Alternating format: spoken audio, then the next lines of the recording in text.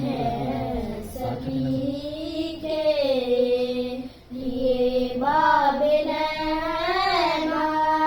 وہاں کوئی رتبے بے ادنا نہ عالی، مرادوں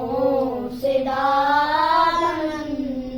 نہیں کوئی حالی، کتارے لگائے کھڑے ہیں سوالی، کھلا ہے سبھی کے لیے۔ میں پہلے پہل جب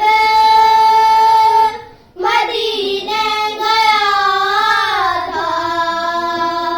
تو تھی دل کی حالت تڑپ جانے والی، خدا دربار سچ مچ میرے سامنے تھا،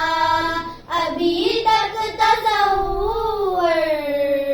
تھا جس کا خیالی، کھلا ہے سبھی کے لیے۔ جو ایک ہاتھ سے دل سنبھالے ہوئے تھا تو تھی دوسرے ہاتھ میں روزے کی جاری، دعا کے لیے اٹھتے تو کیسے نہ یہ ہاتھ حالی، نہ وہ